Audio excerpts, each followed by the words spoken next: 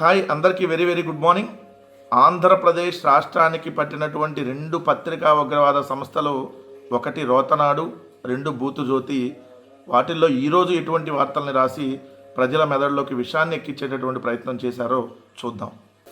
ఈనాడు banner item parliament budget సమావేశాల్లోనే రాజధాని Amaravati bill. Andhra Pradesh రాజధానిగా అమరావతికి చట్టబద్ధ కల్పించే ప్రక్రియ ప్రస్తుత పార్లమెంట్ సమావేశాల్లోనే పూర్తి చేయాలని కేంద్ర ప్రభుత్వం భావిస్తుందని, దానికి సంబంధించి కేంద్ర హోంమంత్రి శాఖ కసరత్తు చేస్తుందని, అభిప్రాయం కోరిందని, న్యాయశాఖ ఇప్పటికీ అభిప్రాయం తెలియజేసిందని సమాచారం.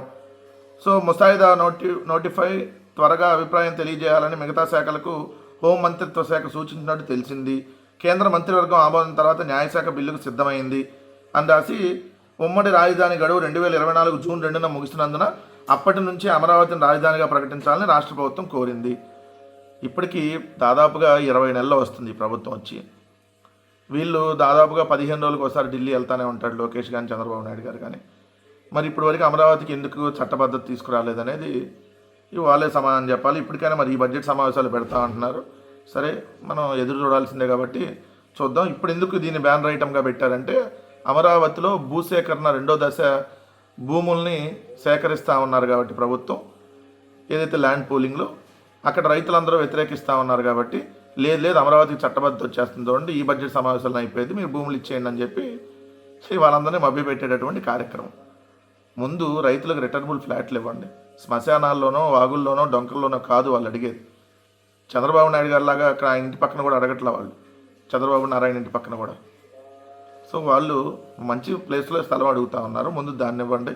రామారావు అనే రైతు రామారావు అనేటటువంటి రైతు గుండె పగిలి చనిపోయే పరిస్థితి మిగిలిన ఏ రైతులకి రాకుండా ఇప్పటికైనా ప్రభుత్వం చూడాలని చెప్పి ఈ ప్రభుత్వాన్ని డిమాండ్ చేస్తూ ఉన్నాం. ఏపీ బ్రాండింగ్ ఎట్ దావోస్ వేదికగా రాష్ట్రానికి ప్రత్యేక గుర్తింపు. రాష్ట్రం గురించి ప్రపంచ పారిశ్రామిక రంగం చర్చ. ఆంధ్రప్రదేశ్ రాష్ట్రం గురించి ప్రపంచ పారిశ్రామిక రంగం చర్చ జరుగుతుందంట. ఏమని? ఎస్సీ ఎస్టీ పారిశ్రామికవేత్తలను అరెస్ట్ చేశారు. ఇక్కడ పరిశ్రమలు పెట్టాలంటే ఎమ్మెల్యేలకు లంచాలు ఇవ్వాలి, మంత్రులకు లంచాలు ఇవ్వాలి. ఇదేనా ప్రపంచ పారిశ్రామిక రంగం చర్చ జరుగుతుంది? ఇలాంటి డబ్బా వార్తలు రాసి మీ పరువు మీరు తీసుకోవడానికి కాకపోతే ఏంటి? ఇది ఆంధ్రజ్యోతి చూడండి, ఏపీ బ్రాండింగ్ ఎట్ దావోస్ అని పెట్టి ఇది రాసి, విశాఖకు గూగుల్ రాక గొప్ప ముందడుగు. అదానీ డేటా సెంటర్ ఎప్పుడో వచ్చింది, దానిలోనే గూగుల్. మంత్రి లోకేశ్వరరావుతో సాధించగలిగాం. అంతర్జాతీయ మీడియాతో బాబు మాటామంతి. ఇప్పుడు దావోస్ మ్యాన్ కొడుకు ఇద్దరు పబ్లిసిటీ చేసుకోవటం, లేదా పబ్లిసిటీ అంత పీక్గా ఉంటుంది, విషయం అంత వీక్ అనడానికి నిన్నే మనం చూసాం కదా. ఏదైతే బెంగళూరుకు సంబంధించిన రియల్ ఎస్టేట్ కంపెనీ లక్ష ఉద్యోగాలు ఇచ్చిద్దని రాశారు. వాళ్ళు బిల్డింగ్లు కడతారంట, బిల్డింగ్లో ఎవరో వచ్చి కంపెనీలు పెట్టుకుంటా వచ్చే ఉద్యోగాలను వాళ్ళ ఖాతాలోకి వేస్తారంట. ఇట్లా ఉంటుంది. భవిష్యత్ నగరంగా అమరావతి. ఇప్పుడు ఎగుమతులు చేసే స్థాయికి ఎదిగాం. గతంలో డబుల్ గ్రోత్ అంటే సమస్య లేదు, ఇప్పుడు నిజమైంది. డబుల్ గ్రోత్ అంటే నమ్మలేదంట అప్పుడు, ఇప్పుడు నిజమైందని చెప్పి చంద్రబాబు నాయుడు గారు అన్నారు. జాతీయ అంతర్జాతీయ పారిశ్రామిక రంగం ఇప్పుడు ఏపీ గురించి చర్చిస్తుందంట. అవునా? ఏమని చర్చించారు నిన్న? ఒక్కటంటే ఒక విదేశీ ప్రత్యక్ష పెట్టుబడి కూడా రాలేదు కాబట్టి ఏపీ గురించి చర్చిస్తుందా? పోయినసారి దావోస్ వెళ్తే మీరు తెచ్చిన పెట్టుబడులు పెద్ద గుండు సున్నా అని చర్చించారా? ఏమని చర్చించారు? అంతర్జాతీయ పారిశ్రామిక రంగం అంట. మొత్తం పారిశ్రామికవేత్తలు అంట దావోస్లో మొత్తం అసలు ఏపీ గురించే డిస్కషన్ అంట. అది వెళ్ళి నరేంద్ర మోడీ గారికి చెప్పిరండి ఒకసారి, మా ఏపీ గురించే చర్చిస్తున్నారండి అని. ఎన్నాళ్ళు ఇంకా ప్రజలు మభ్య పెడతారు? అక్కడికి వెళ్ళి పొంగులేటి శ్రీనివాసరెడ్డి, దుద్దిల శ్రీధర్ తెలంగాణ మంత్రులతో సమావేశం, నిన్న బెంగళూరులో రియల్ ఎస్టేట్ వాళ్ళతో సమావేశం. ఇప్పటి వరకు ఒకటంటే ఒక పెట్టుబడులకు సంబంధించి వాళ్ళు ఎవరో రియల్ ఎస్టేట్ వాళ్ళు పెడతా ఉన్నారని నిన్న చెబుతున్నారు. అది కూడా వచ్చేది కాదు, 99 పైసలకు భూములు కొట్టేసేటటువంటి, అదే కట్టబెట్టేటటువంటి కార్యక్రమం. ఈ దావోస్ కబుర్లు ఇంకా ఆపి, రోజు ఈ పబ్లిసిటీ కబుర్లు ఇంకా ఆపితే, ఎందుకంటే అసహ్యం అవుతుంది పబ్లిసిటీ మీరు చూస్తూ ఉంటారు రోజు రోజుకి. అసెంబ్లీకి రాని ఎమ్మెల్యేలను రీకాల్ చేయాలి, ఆ హక్కును ప్రజలకు కల్పించాలి, విధులు నిర్వర్తించని వారికి వేతనాల్లో కోత పెట్టాలి. చట్టసభల సభాపతుల 86వ అఖిల భారత మహాసభలో స్పీకర్ అయ్యన్న పాత్రుడు. అసెంబ్లీకి రాని ఎమ్మెల్యేలకు నో వర్క్ నో పే నిబంధన వర్తింపజేయాలి. మంచిదే, చేయండి. మీకు శాతనైతే తొందరగా చేయండి, ఎవరు వద్దన్నారు? అట్లనే చంద్రబాబు నాయుడు గారు కూడా దాదాపుగా 30 నెలలు అసెంబ్లీకి రాలా. మరి ఎందుకు డబ్బులు తీసుకున్నాడు? చంద్రబాబు నాయుడు గారు బాగా బాగా పేదవాడని డబ్బులు తీసుకున్నాడా? మరి చెప్పాల్సింది కదా. అప్పుడు చంద్రబాబు నాయుడు తీసుకున్న తప్పు 30 నెలల జీతం తీసుకున్నాడు. అనేక మంది తెలుగుదేశం ఎమ్మెల్యేలు సభకు రాలా, 23 మందిలో అనేక మంది రాలా, ఎప్పుడు అమావాస్య పౌర్ణానికి వచ్చి వెళ్ళేవాళ్ళు. మరి అది కూడా చెప్పాలిగా. అసలు ఇప్పుడు ముందు 164 మందిని సక్కని టయానికి రమ్మను, అక్కడ రాయించి ఇప్పుడు విధులకు హాజరు కానీ ఉద్యోగుల్లాగా వాళ్ళని ట్రీట్ చేయాలి. ఇప్పుడు బాలకృష్ణ ఎన్ని రోజులు వచ్చాడు సభకి, మిగిలిన ఎమ్మెల్యేలు ఎంతమంది వచ్చారు సభకి, ఎన్ని రోజులు వచ్చారు, తీయండి ముందు వాళ్ళ నుంచి కట్ చేసి అందరికి చేయండి. అందరికి ఒకటే రూల్ కదా, తెలుగుదేశం కూటమి పవన్ కళ్యాణ్ ఎన్ని రోజులు వచ్చాడు. అసలు ఎంత దారుణం అంటే మంత్రి రామానాయుడు ఇంట్లో పెళ్ళి ఉందని చెప్పి అసెంబ్లీని వాయిదా వేసి వెళ్ళిపోయారు. ముందే అసెంబ్లీని తొందరగా ముగించేసి వెళ్ళిపోయారు. ఇక మళ్ళీ మీరు స్పీకరు దీని గురించి మనం డిస్కషన్ ఎంత తక్కువ మాట్లాడుకుంటే అంత మంచిది కదా, మీ భాగవతాల గురించి. సభకు రాని వారిపై చర్యలకు మార్గం చూపండి, తీసుకోండి చేతనైతే ఎవడొద్దు అన్నాడు. కప్పం కట్టలేదనే కాల్ చేశారు. అనంతపురం ఎమ్మెల్యేపై వైన్ షాపు నిర్వాహకుడు ఫిర్యాదు. ఈ రాష్ట్రంలో పరిస్థితి ఎలా ఉందనడానికి ఇది. అనంతపురం ఎమ్మెల్యేగా ఉన్నటువంటి దగ్గుపాటి వెంకటేశ్వర ప్రసాద్, తెలుసు మీకు ఇతను అంతకుముందు జూనియర్ ఎన్టీఆర్ గారి తల్లిని తిట్టినటువంటిది, అదేవిధంగా జూనియర్ ఎన్టీఆర్ గారిని దూషించినటువంటి పరిస్థితులు, మొన్నటికి మధ్య ఒక మహిళా డాక్టర్కి సంబంధించి వాళ్ళ భర్తను కూడా తిట్టినటువంటి పరిస్థితులు. ఇప్పుడు తెలుగుదేశం పార్టీకి సంబంధించినటువంటి వ్యక్తి ఇక్కడ వైన్ షాప్ వస్తే ఆ వైన్ షాపుకి సంబంధించి నెల నెల మామూలు ఇవ్వాలి, కప్పం కట్టకపోతే వైన్ షాప్ నడపని చెప్పాడు. లేదు అతను నేను తెలుగుదేశం పార్టీ అయినా కూడా ఇట్లానే చేస్తున్నారు అని చెప్పినా అతను వినకుండా కప్పం కట్టడానికి ఒప్పుకోకపోవడంతో అనుచరుల ద్వారా మద్యం దుకాణానికి నిప్పు పెట్టించాడు. తెలుగుదేశం ఎమ్మెల్యేకి నెల నెల మద్యం షాపు నుంచి ముడుపులు ఇవ్వటలేదని చెప్పి మద్యం దుకాణానికి నిప్పు పెట్టించినటువంటి పరిస్థితి. తెలుగుదేశం వాళ్ళ షాప్కి భలే ఉంది కదా, రెడ్ బుక్, మంచి పరిపాలన కదా ఇది. ఈ నెల మంత్రి సవితా గారు కంప్లైంట్ ఇచ్చాడు. ఏముంటుంది, జూనియర్ ఎన్టీఆర్ తల్లిని తిడితేనే అనంతపురం అర్బన్ ఎమ్మెల్యేని ఏం బేకలా వీళ్ళు. సో ఇంకా తెలుగుదేశం కార్యకర్త ఏదైతే ఆయన షాపు తగలబెట్టాడని వెళ్ళి మంత్రి కంప్లైంట్ ఇస్తే ఏమైనా చేస్తారా? ఇట్లా ఉంది తెలుగుదేశం వాళ్ళు, గమనించుకోండి. ఎలాంటి పరిస్థితుల్లో ఎలాగా ప్రభుత్వాన్ని ఎంత ఇదేంటి రాక్షస ప్రభుత్వంగా ఈ ప్రభుత్వం ఎంత దుర్మార్గంగా వ్యవహరిస్తుందనడానికి మీరు కూడా బలవుతున్నటువంటి పరిస్థితి. ఈరోజు మీకు పథకాలు అందట్లా, మీరు కూడా ఈరోజు అనేక ఇబ్బందులు పడుతున్నటువంటి పరిస్థితి ఎమ్మెల్యేల ద్వారానో అక్కడ ఎంపీల ద్వారానో.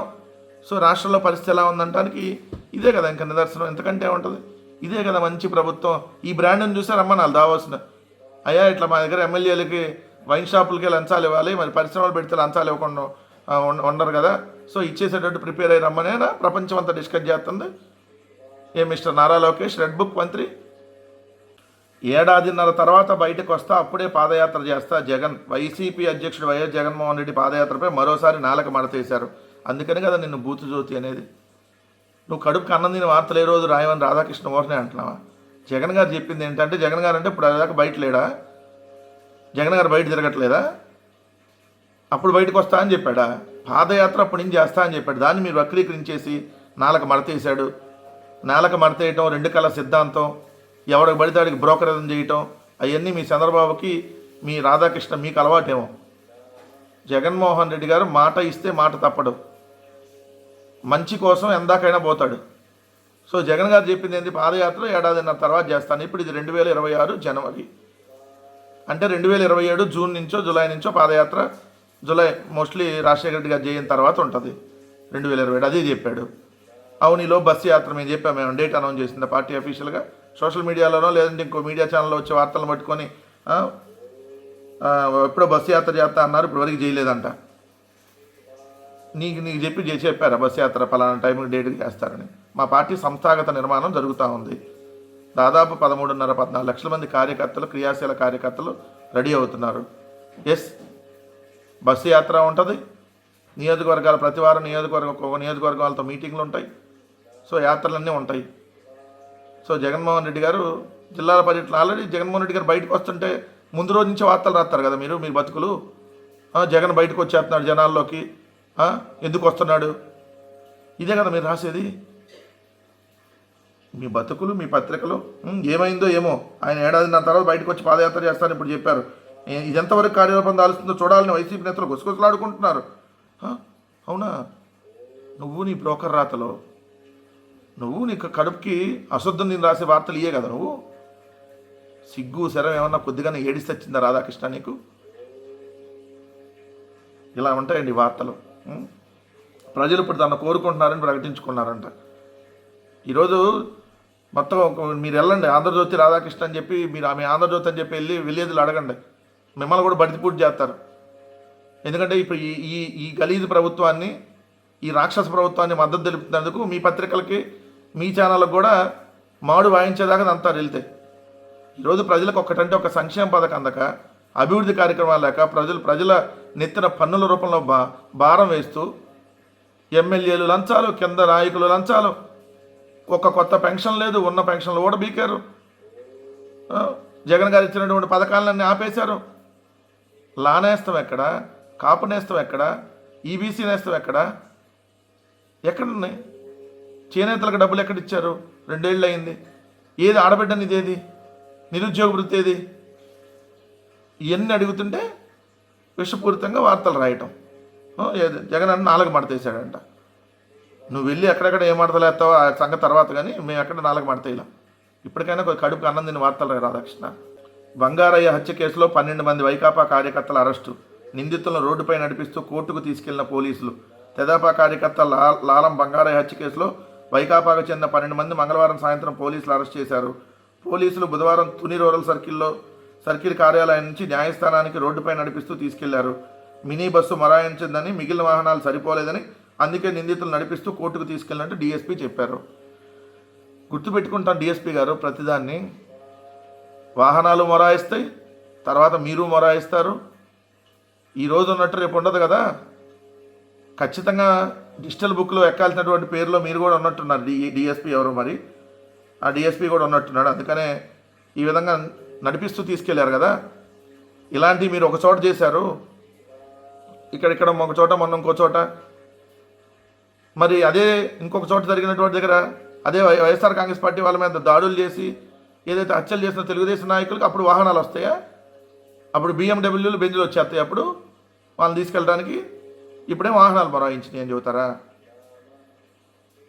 అంటే దీనికి సంబంధించి వైఎస్ఆర్ కాంగ్రెస్ పార్టీ కార్యకర్తలకు సంబంధం లేకపోయినా దీంట్లో అక్రమంగా ఇరికిచ్చేసి ఏదైతే మీరు చేసినటువంటిది ఏదైతే ఉందో దీని మీద ఖచ్చితంగా తగినటువంటి మూల్యం పోలీసులు కూడా చెల్లించాల్సినటువంటి పరిస్థితి ఖచ్చితంగా వస్తుంది. ఇలా రోడ్ల మీద తీసుకెళ్లారు కదా, ఇంతకు మించి పోలీసులు మిమ్మల్ని కూడా తీసుకెళ్లాల్సిన పరిస్థితి వస్తుంది.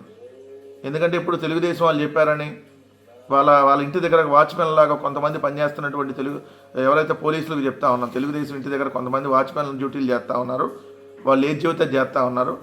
ఖచ్చితంగా వాళ్ళందరికీ తగినటువంటి ఇది చెల్లించక తప్పదనేటటువంటి విషయం మాత్రం గుర్తుపెట్టుకోండి. మీరు ఏ విధంగా వైఎస్ఆర్ కాంగ్రెస్ పార్టీ కార్యకర్తలందరినీ ఇబ్బంది పెట్టారో సో అవన్నీ ఖచ్చితంగా గుర్తుపెట్టుకుంటాం. లెక్కకు లెక్క చక్రవడ్డీతో సహా చెల్లించే రోజు పోలీసులకు కూడా దగ్గరలోనే ఉందని మాత్రం ఇది ఖచ్చితం.